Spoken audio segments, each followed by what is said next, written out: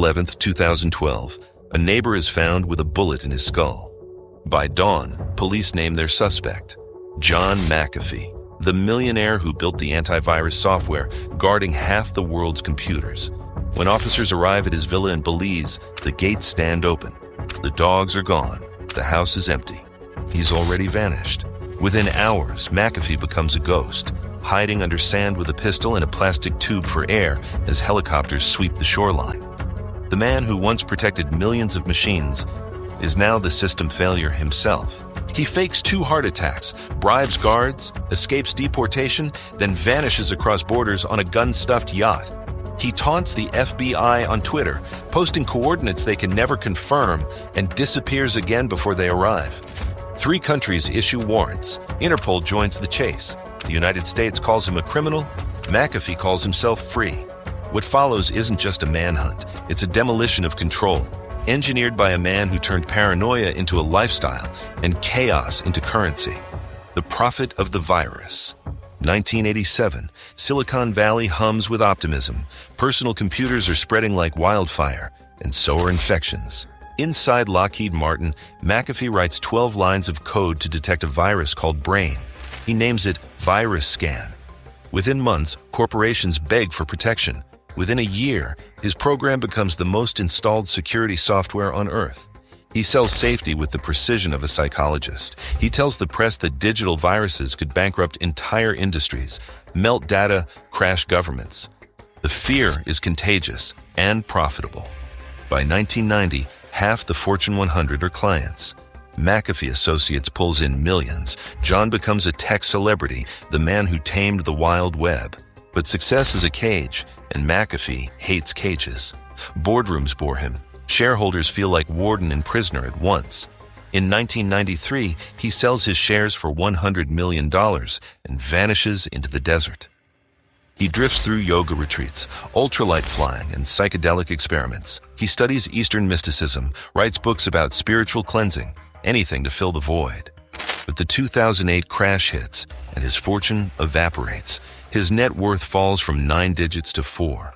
The loss doesn't humble him, it liberates him. He declares governments parasites, taxes theft, laws illusions. I will never let the state own my life, he says. In 2009, he boards a plane to Belize. No extradition, no IRS, no leash. He buys a beachfront villa, then a jungle compound, hires ex-cons as guards, and surrounds himself with teenage girlfriends. He tells journalists he's researching herbal antibiotics. Locals call him insane. By day, he flies his plane over the reef waving at fishermen. By night, he hosts bonfire parties with armed guards, cash payments, and endless rum. The compound becomes legend.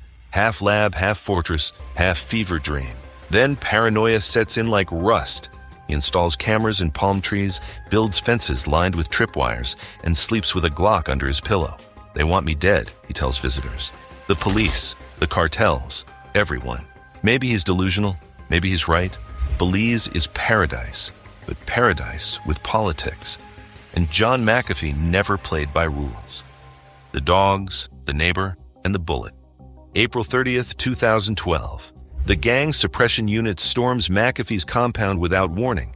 Tactical vests, assault rifles, black trucks. They line McAfee, his girlfriend, and his staff against a wall at gunpoint. His mastiffs bark and charge. One officer fires. A dog drops mid-stride.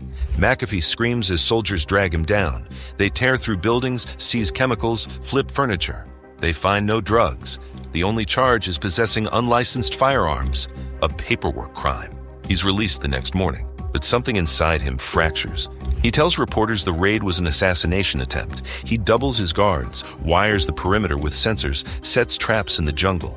They want me dead, he repeats. They'll get me only when I stop breathing.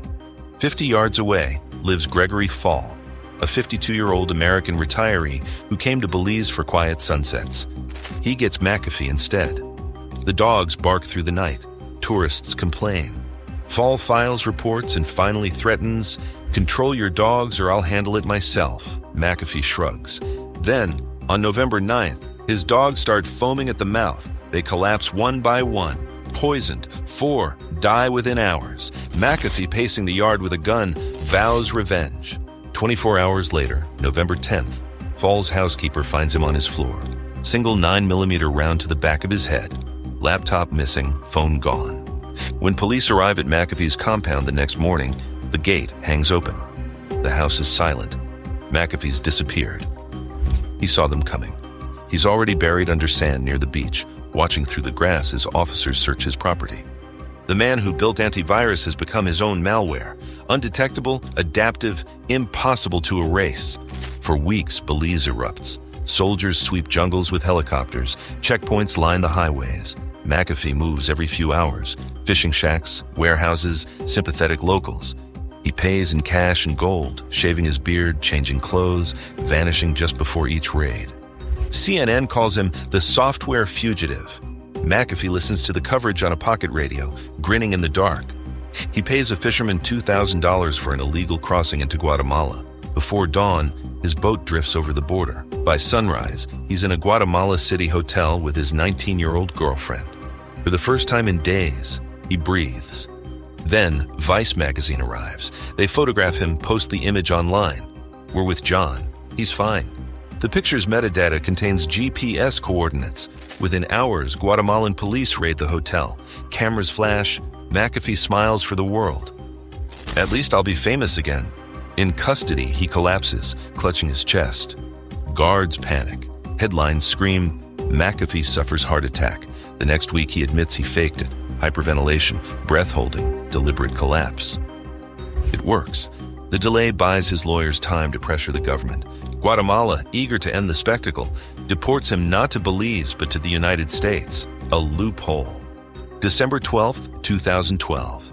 Miami International Airport. John McAfee walks off the plane, unshackled, unrepentant, and smiling.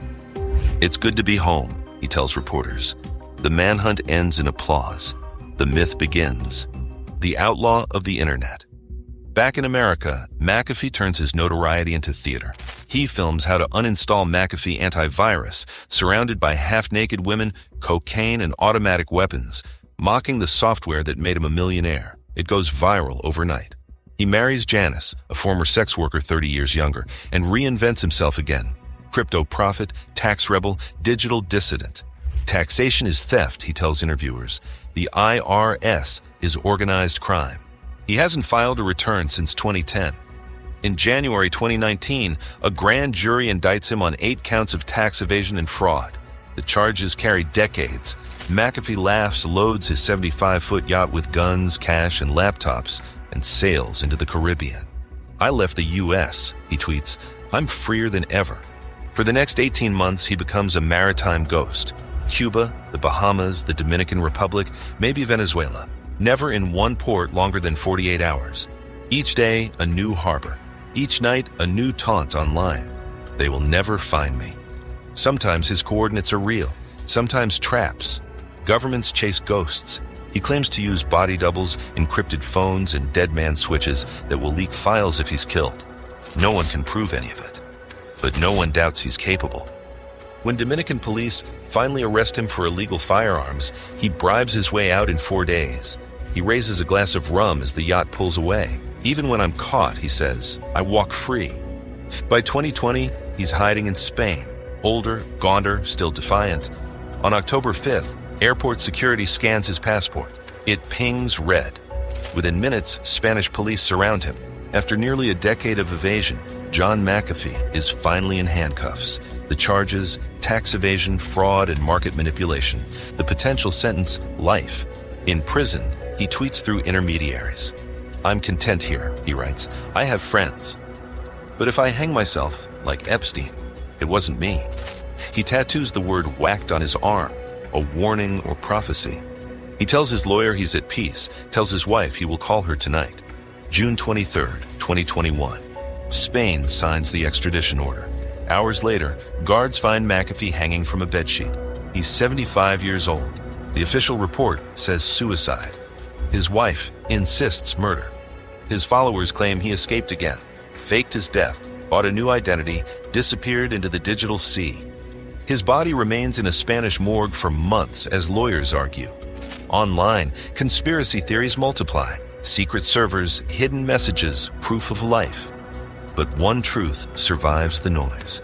John McAfee built an empire on fear and became fear itself. He turned paranoia into armor, chaos into strategy, and his life into a never-ending zero-day exploit. He once said, "Better to live one day as a lion than 1,000 as a lamb." He did exactly that. And somewhere, in the endless cloud he once taught the world to distrust, his ghost still lingers, laughing at firewalls, watching the watchers, waiting for the next antivirus update to fail.